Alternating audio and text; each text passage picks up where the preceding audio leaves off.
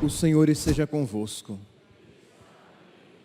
Proclamação do Evangelho de Jesus Cristo, segundo Mateus. Naquele tempo, a fama de Jesus chegou aos ouvidos do governador Herodes. Ele disse a seus servidores: é João Batista que ressuscitou dos mortos, e por isso os poderes miraculosos atuam nele. De fato, Herodes tinha mandado prender João, amarrá-lo e colocá-lo na prisão por causa de Herodíades, a mulher de seu irmão Filipe. Pois João tinha dito a Herodes: não te é permitido tê-la como esposa. Herodes queria matar João, mas tinha medo do povo, que o considerava como profeta. Por ocasião do aniversário de Herodes, a filha de Herodíades dançou diante de todos e agradou tanto a Herodes que ele prometeu com juramento dar a ela tudo o que pedisse. Instigada pela mãe, ela disse: dá-me aqui num prato a cabeça de João Batista. O rei ficou triste, mas por causa do juramento diante dos convidados, ordenou que atendessem o pedido dela e mandou cortar a cabeça de João no cárcere. Depois, a cabeça foi trazida num prato, entregue à moça, e esta a levou para sua mãe. Os discípulos de João foram buscar o corpo e o enterraram. Depois, foram contar tudo a Jesus. Palavra da salvação.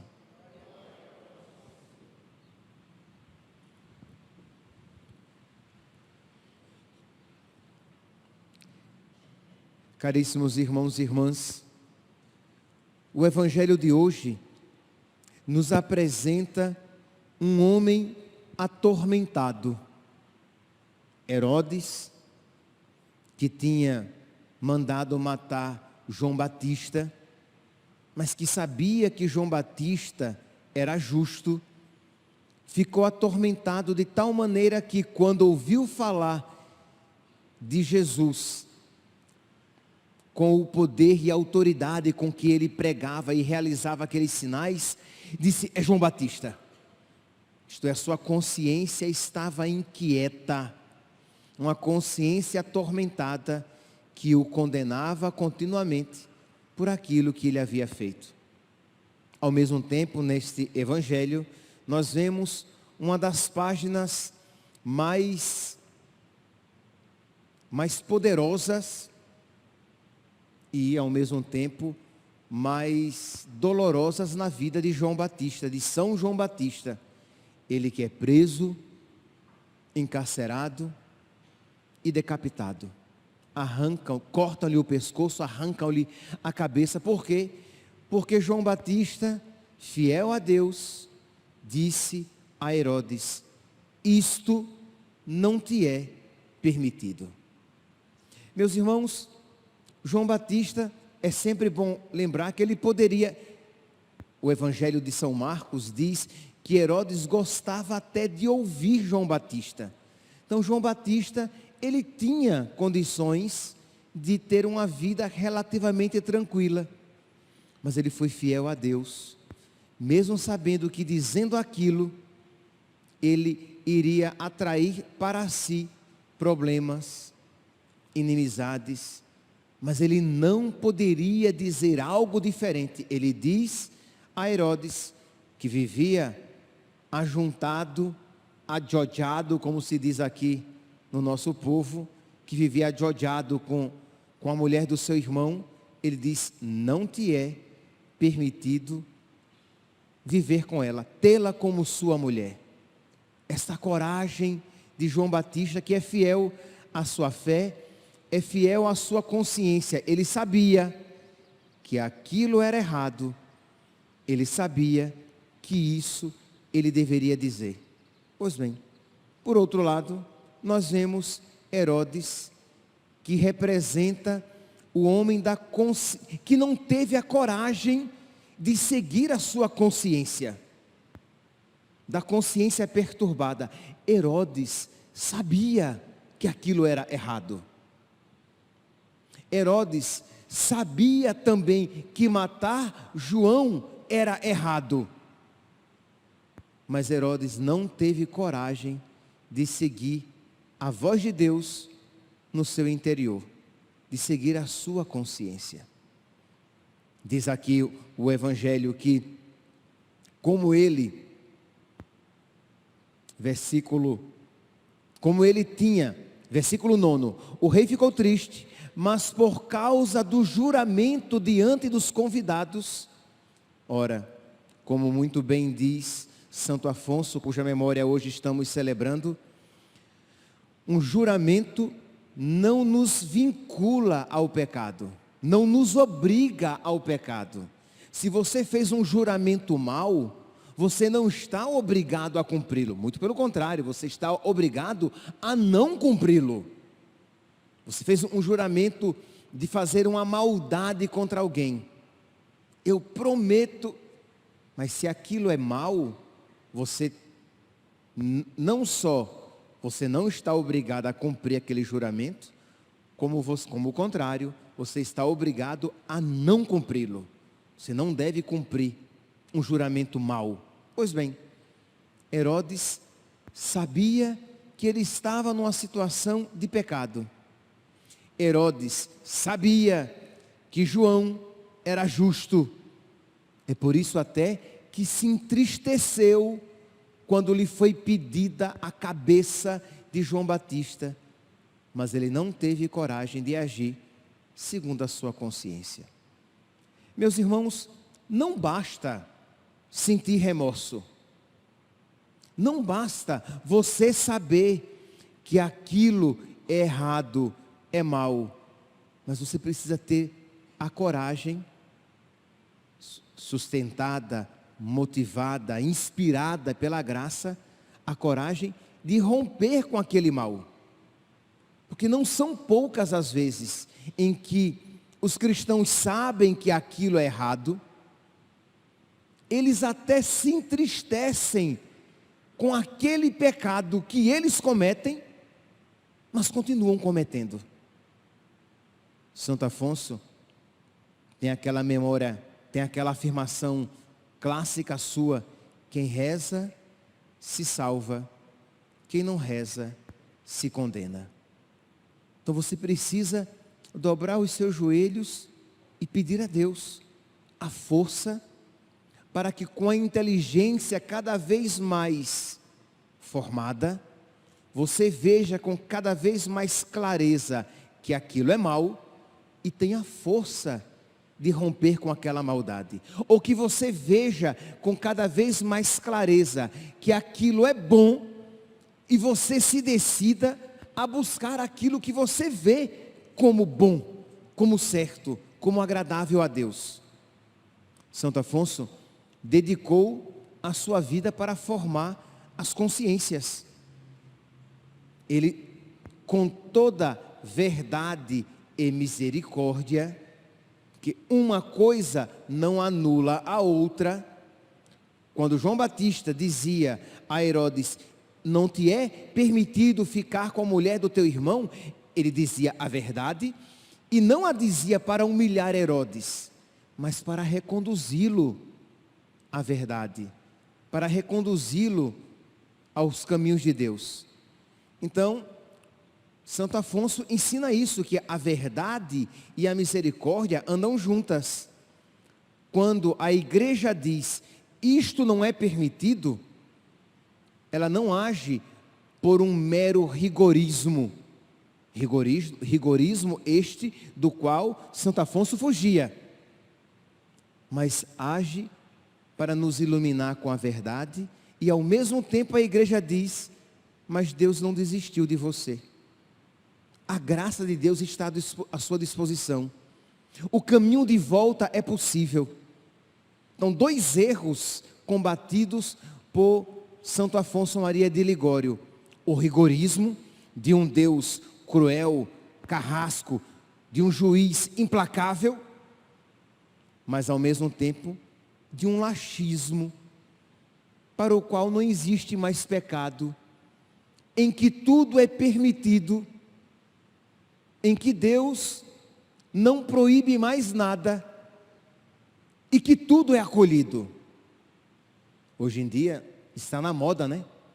Essa ideia errada, errônea, que alguém pode ter na cabeça, de, para a igreja ser acolhedora, ela tem que acolher tudo. Não, a igreja acolhe todos e os chama à conversão. Então a igreja acolhe todos os pecadores, todos e quaisquer pecados que vocês possam aqui imaginar, todas e quaisquer pessoas pecadoras que você possa imaginar, a igreja acolhe. Há lugar para essas pessoas na igreja, desde que elas estejam dispostas a mudar de vida, desde que elas estejam dispostas a ouvir a Deus, que diz: isto não te é permitido. Mas ao mesmo tempo, Deus que oferece a sua graça e a sua misericórdia. Meus irmãos, hoje, diante desta palavra, sob a intercessão de Santo Afonso e da Virgem Maria, nós precisamos pedir a Deus que ilumine a nossa consciência, que forme a nossa consciência.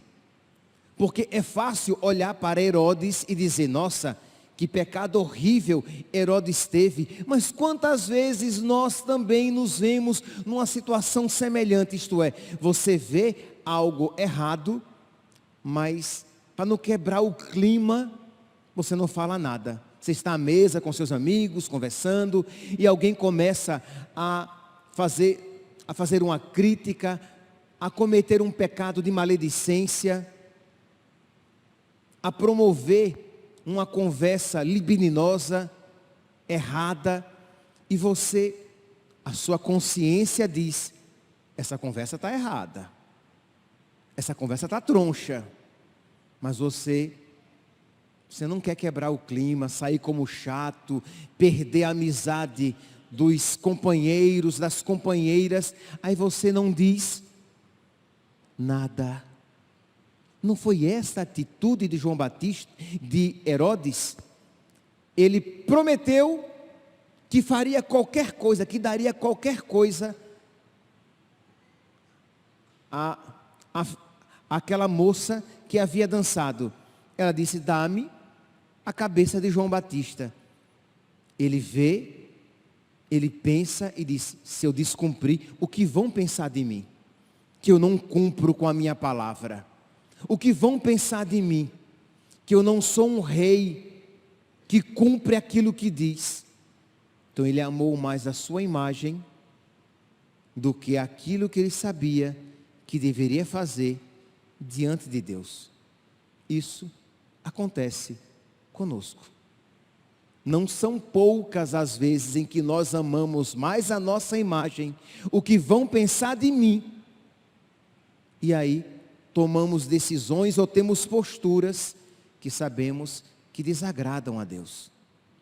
Então nós podemos ser como Herodes, mas ao mesmo tempo podemos ser como João Batista, de por fidelidade a Deus, que ilumina a minha consciência. Não, para isso, eu não posso passar pano. Diante disso, eu não posso fazer pouco caso. Eu preciso dizer, eu preciso advertir. Meus irmãos, hoje será a nossa vigília pelos sacerdotes. A partir das 18 horas, nós iremos expor o Santíssimo, iremos nos colocar em oração, rezando pelos sacerdotes, que podemos ser João Batista ou Herodes. É uma tentação constante. Talvez para o sacerdote nunca uma tentação esteja tão presente quanto esta, isto é, de você não querer desagradar as pessoas, de você não querer dizer como João Batista: isto não te é permitido, de você saber o que é certo e não fazê-lo. Então, todo sacerdote, ele pode ser, e é para isso que nós iremos rezar, que seja como João Batista, que com a consciência bem formada, porque ele sabe o que deve ser e sabe o que deve pregar. Ninguém pode dizer que um sacerdote não saiba que ele deve ser um ministro de Cristo, um homem reto, que de verdade busca a santidade.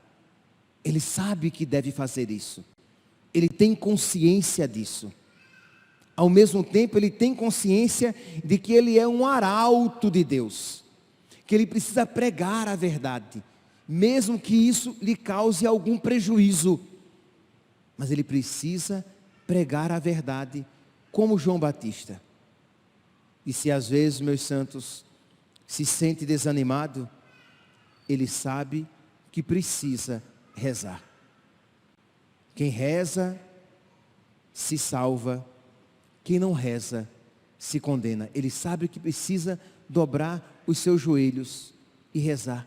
Quando os fiéis se colocam em oração, rezando pelos seus sacerdotes, pedindo que nos conceda, porque nós precisamos do dom da oração, da docilidade a Deus, de conhecer a vontade de nosso Senhor e ter a coragem de abraçá-la. Então, pedir a nosso Senhor esta graça para todos os sacerdotes. Você, meu santinho, você está disposto a isso? Hoje, a partir das 18 horas, você já se programou para vir para a vigília? Ou você está ouvindo e vida que segue? Não. A que horas? Se eu perguntasse aqui a cada um, fulano, a que horas você virá para a vigília, para rezar pelos sacerdotes? Você já vai ter na ponta da língua, padre, eu virei tal hora. E vou ficar de tal hora a tal hora. Talvez fique até mais. Menos, não. No mínimo, de tal hora a tal hora. E o horário que foi escolhido, foi o horário mais generoso? Ou foi um horário segundo a sua preguiça? Eu vou escolher das 18 às 19, né? Logo no iniciozinho, né? Que aí eu já rezo e tá bom, né? Será que é o melhor horário mesmo, meu santinho? Será que você não poderia ser mais generoso? Será que não existe a possibilidade de você fazer uma penitência e vir rezar naquele horário mais difícil, intercedendo pelos sacerdotes, para que eles, nos momentos difíceis das suas vidas, não abandonem a oração? O que cada um aqui pense. Se você quer uma graça tão grande de sacerdotes como João Batista, você precisa estar disposto. É justo que muito custe o que muito vale. Vale a pena ter um sacerdote como São João Batista?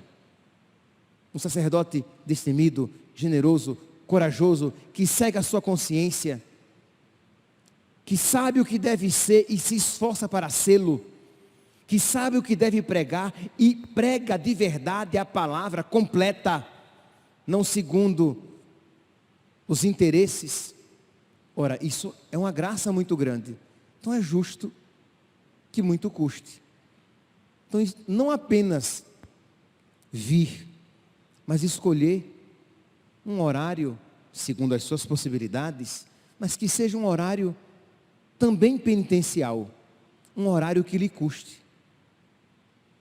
E, principalmente, se você quer alcançar esta graça, e se você percebe, talvez, que há atitudes de Herodes na vida daqueles sacerdotes por quem você quer rezar. Isto é, sacerdotes que não têm coragem de sofrer por nosso Senhor. Sacerdotes que sabem o que é certo, mas que não têm vivido aquilo que sabem. Sacerdotes que abandonaram a vida de oração.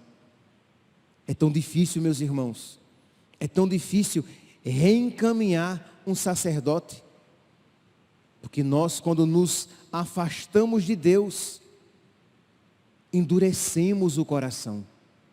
A conversão de um sacerdote é um milagre grandiosíssimo.